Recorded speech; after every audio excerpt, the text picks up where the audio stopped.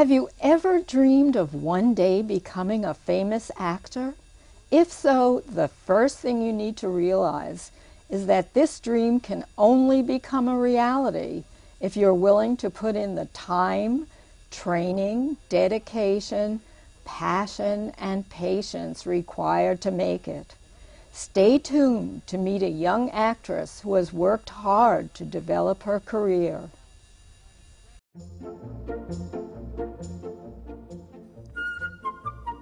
Welcome to The Better Part, a program that encompasses a diverse spectrum of topics important to our community, which we hope will both inform and entertain you.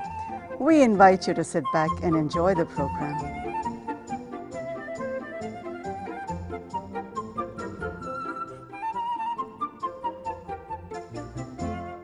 So excited to have with us on The Better Part today Miss Emily Greco, a wonderful actress whom I saw recently in a one-woman show called Amelia Lives.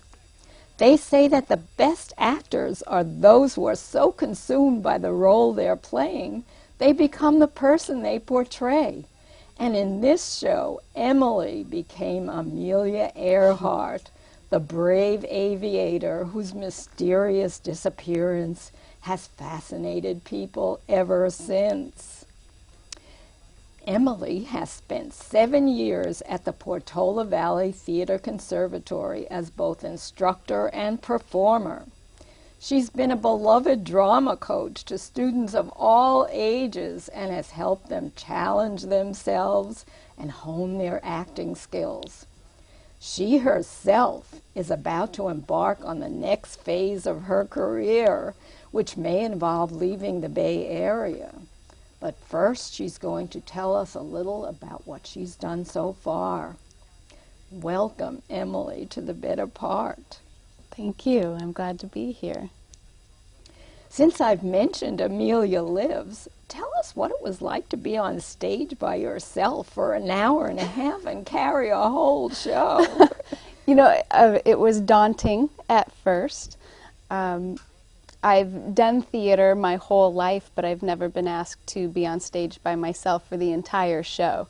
And so while I thought, oh, I have the acting chops for this, I can handle it, the rehearsal process was actually a very lonely process, especially once you got into tech week and there are a bunch of people around, but all of them are in the tech booth hanging out together doing sound and lights and calling cues, and you're out on this empty stage talking to no one for an hour and a half.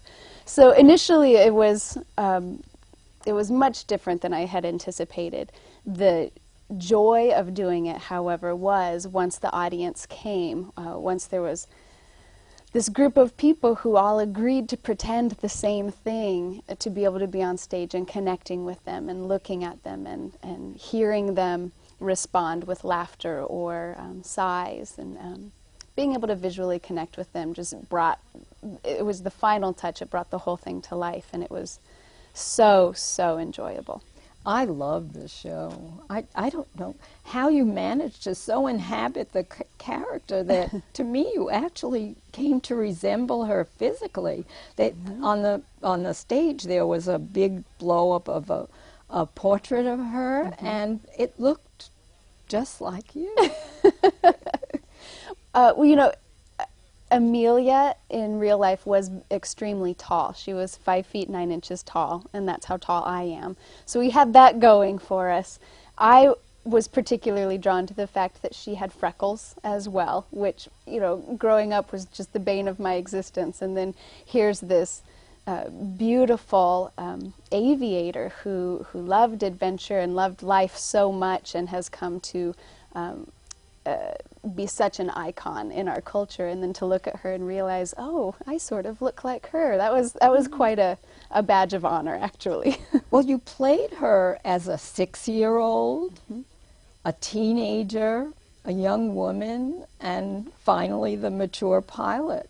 How did you achieve all these transformations and make them believable to the audience? I mean, there was no break in the show. It just went, and I was just entranced. Wonderful, wonderful. I feel like I feel that those transitions are made believable when an actor believes them, and there has to be a willingness to suspend reality as we know it. And so to imagine standing on a barn roof just shouting at the top of my lungs at some rotten next door neighbor who is teasing me, and just yelling just like, this gutsy 6-year-old would. And then, of course, making that transformation into the world of an early teenager. And, of course, all of that angst, particularly if she's a tall, skinny, freckled girl, I can relate to that. And so being able to draw on some of your own experience and being willing to share that with the audience, I think the actor has to believe it. I was a short, skinny, freckled girl. But when you were doing the show, did you discover anything of yourself in her that you could relate to? Do you follow the motivation theory of acting? Yes. As you get to know characters, I think that if you're doing your job, your role as an actor is to figure out how you are that character. And so for me, it was particularly fun to tap into her spunky side, who kind of just said whatever she thought. And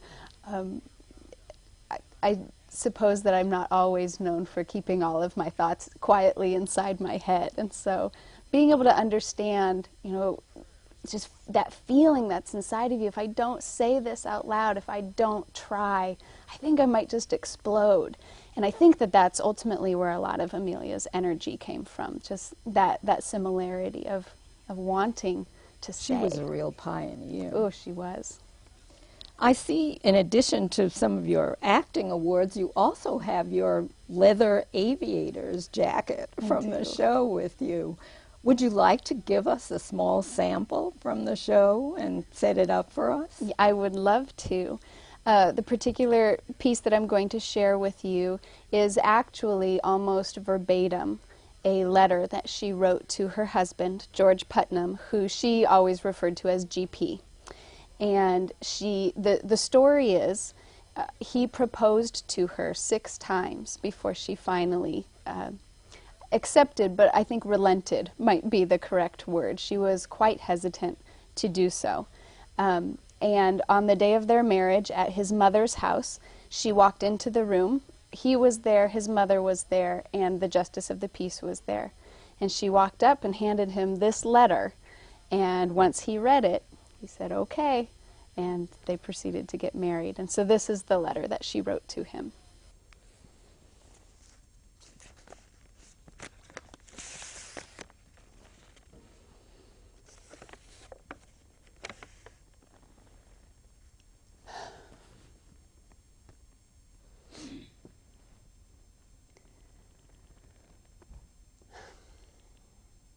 Dear GP,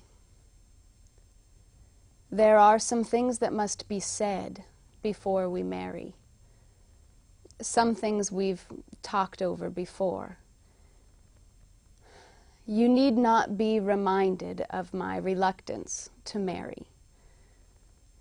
My fear that I will destroy opportunities in my work which are so important to me. I feel this act just now as crazy as anything I could do. I know that there may be rewards in it, but I do not have the courage to look ahead.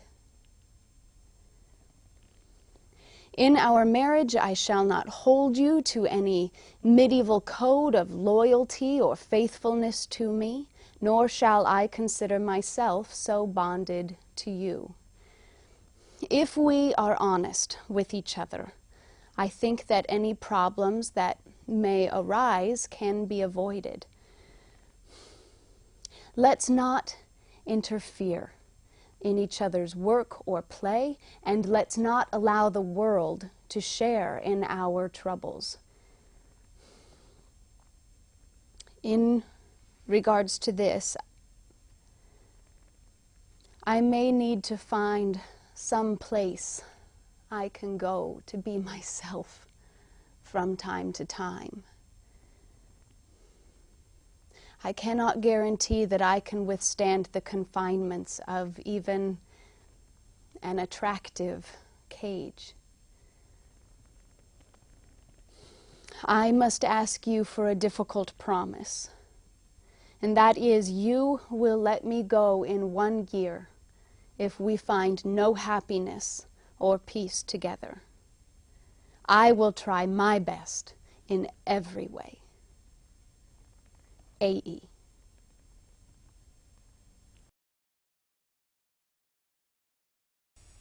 Emily, that was wonderful. Let's go back now to the beginning of your desire to be an actress. How old were you when you first dreamed of acting as a possible career for you? The first moment where I thought I could do this was in 3rd grade, and they were doing a 3rd grade play, and I really wasn't paying much attention to it. And then the music teacher announced, whoever gets the main boy and girl role will get to sing a duet of Somewhere Out There from the movie An American Tail. And I just thought I was born to sing this song. And so I auditioned and I got this part. And when it was time to perform, the youngest child in me just woke up to the fact that there was this entire room of people who were sitting quietly and listening to me. And that was marvelous and magical, and I couldn't get enough. And it was probably only a few years later where I started thinking, oh, I should start taking classes because I want to be an actor someday. You must have been a born actor, because most people have the opposite effect when they get on stage. You know, they get stage fright. That's what would happen to me if I had to carry a whole show. Who were some of your role models when you first thought of becoming an actress? Did you have any on stage or on screen? You know, I had always my mind was always a steel trap for actors, for their names and roles that they had done. And even now, in conversation with people, I say, oh yeah, well, do you remember so-and-so was in that movie? And people can't believe I remember seeing that when I was 3 or 4. So I remember being particularly smitten by Meryl Streep, of course, and isn't that lovely to be able to say now? But I think ultimately over the years, the people who have ended up being my role models have been the variety of strong women who have come across my path, whether they have been my own mother or female relatives, friends of theirs. I'm still very close with my 6th grade teacher, and also a particular teacher from college. Just these women who really embraced the fact that I wanted to live out loud all of the time, and were never telling me to be quiet or shush or be more proper, and it was always very celebrated. You know, Emily, we think you're fabulous the way you are. And I think ultimately those have been my role models and given me the courage to step out on stage. You yourself are probably a role model to all those people at the Theater Conservatory, because I hear them talking about you all the time, and I would love to be an actress like Emily. Thanks. What did you do to help further your career? Did you take acting classes like the ones you gave at the Theater Conservatory? I did. My acting classes were much more sporadic, which probably reflected more just the community that I was growing up in, and trying to get from one activity to another just wasn't as easy as it has been for my students here. So I would take one class here, one class there, but of course I was always involved with the plays at school, and if there was something going on at church, well, I could get up in front of everyone and say that. I'll pretend it's a stage. And so on. Well, you sing and dance in some of your shows, too. I do. Did you take singing lessons, or? No, and even now, people will ask me, oh, Emily, you sing? No, but I will if you'll let me get up on stage. I think that I sing fine, but I've not been formally trained for it. But of course, I'll get up on stage and do anything if you'll give me a minute up there. So I'll risk it. I thought your singing was really great. Thank you. How did you become involved with the Theater Conservatory and Cheryl Goodman Morris, the artistic director? I had moved to Chicago after college. I was living there for 3 or 4 years, and I had met a good friend of mine, Naomi Kinsman Downing, who is now an author, but at the time was working in children's theater. And she had moved out here, and she called me up one day and said, "Hey, remember how we always thought it would be so fun to open a theater someday?" I said, "Yeah. Would you like to do that now?" I guess. And she had met Cheryl.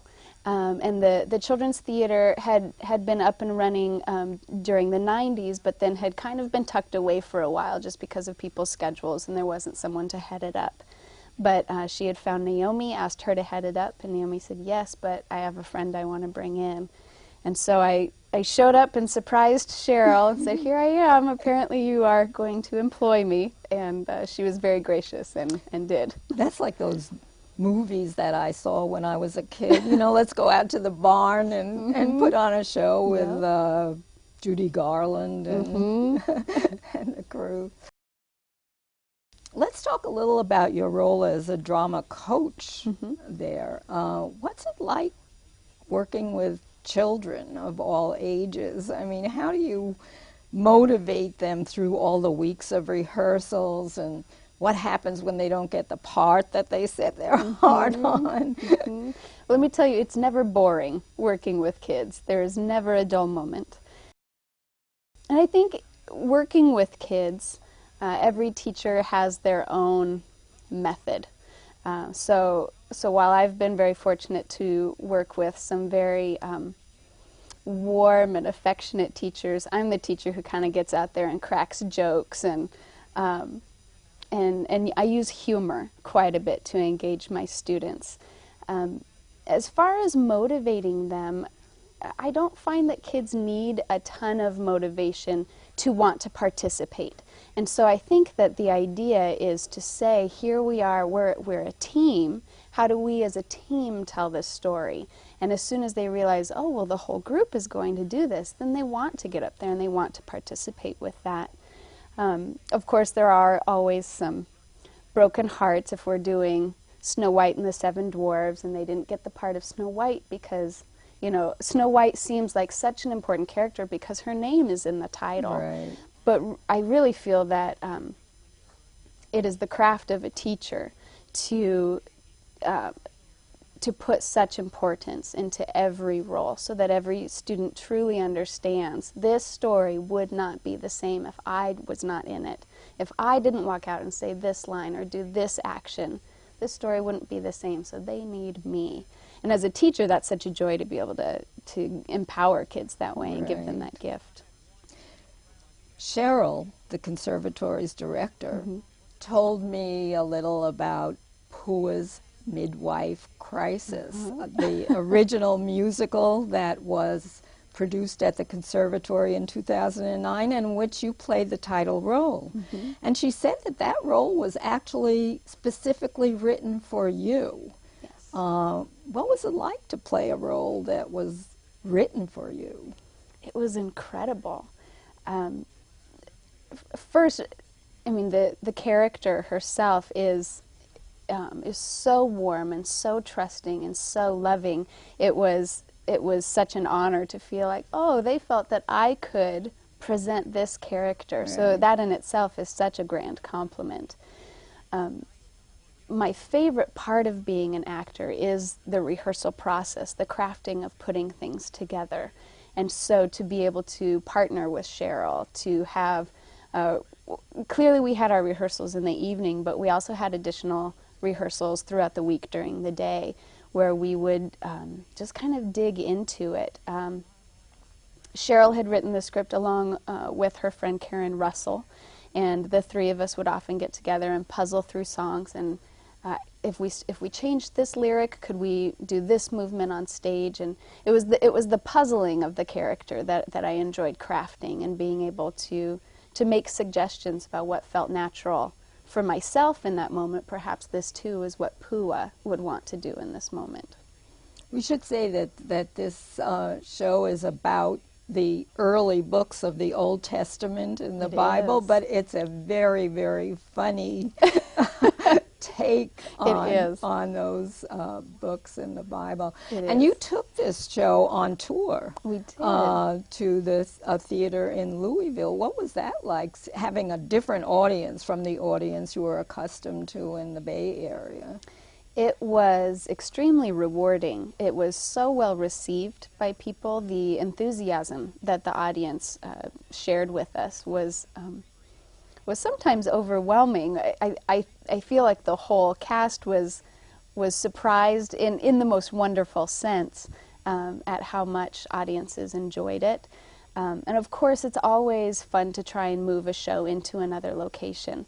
So where we had originally performed Pua's Midwife Crisis on a proscenium stage, which is similar to a television box where there's a frame and the stage all happens behind it. Mm-hmm.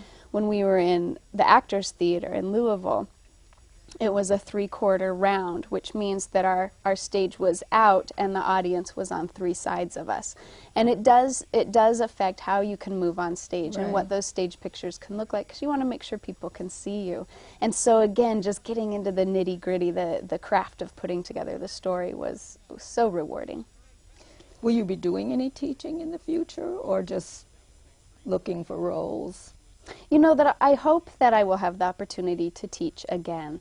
Right now, the reason that I've chosen not to be teaching at this time is in order to free myself entirely to be able to do auditions and projects for myself. I'm hoping down the road I'll be able to teach again. I enjoy kids so much. So now that you have an agent, what kind of roles will you be looking for? Will we see you in commercials for Coca-Cola at the Super Bowl, or? Well, not this year, but you know, now that I've been working I'm working with Cast Images Talent Agency. They're located in Sacramento, and what I've been able to do with them so far has been a wide variety of projects. So I've done a few commercials, I've done some print work, I've done a voiceover. So I've had an opportunity to explore a lot of different opportunities to do acting off stage, which has been thrilling. Do you think you'll return to the Bay Area in any productions, or will we have to go and see you on the silver screen? Well, for right now, you can just sit in your living room and catch me once in a while in between your TV shows. But I'm hoping that that I'll be able to secure some work on camera so that I can afford to keep doing stuff on stage. And if so, I would love to be back in San Francisco area. That'd be great. Thank you. Finally, do you have any advice for aspiring actors of any age who want to follow in your footsteps? You actually flew on stage. I did. When you starred in Peter Pan. Was that kind of scary? Oh, it was thrilling. It was thrilling. But I've always told people if I could have any superpower in the world, I would want to be able to fly. And so getting harnessed up and shot across a theater was just wonderful for me. And the kids who were in the show with you, we all know the story of Peter Pan, they had to actually lift off the stage and kind of learn to fly too. There were, yeah, the kids who played John and Michael, and then also the young woman who played Wendy also had to fly, and it was thrilling. And you look so graceful too. Oh, I think I'm if so I glad. tried to do that, it would look like a belly flop into the pool. Well, you do have to practice. You know, they brought in professionals to help teach us. You know, once you're up in the air, you have to kind of hold your body a certain way. Otherwise, you do just kind of collapse on yourself, and you'll just be dead weight swinging through the air. But, you know, I think that if I had any piece of advice, I was just speaking with some students last week. I was in Los Angeles at the International Model and Talent Association conference. It's a large competition. And I was fortunate to do very well and was given some awards while I was there. And I was speaking with some of the young girls who had gone with us. And of course, I can never quite turn off my the teacher inside my head. And so as I was speaking with them, they said, well, you got first place, and we didn't get first place. And I looked at them and I asked them, how old do you think I am? Oh, probably 24 or 25. No, I'm 32. Oh, That's I was taken wondering me- if you were actually going to tell your age. tell you. But to tell them, it's been 32 years for me to get the courage to come to this place. And look at you, you're 14, and you already have the courage to show up here. So you're just light years ahead. But then also to say, yes, I was very excited to be able to get these awards. However, when I go home, I have to go back to my own acting classes as well, and I have to keep learning. And they were very surprised by this, and I just said, look, here's the deal. If you want to be a professional actor, what you are committing to is being a student for the rest of your life. And that's your responsibility. Emily, thank you so much for being with us today and sharing your experiences and advice.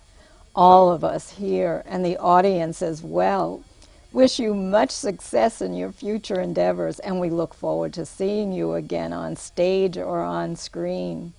And thanks to the audience for being with us today. Tune in next week. Bye for now.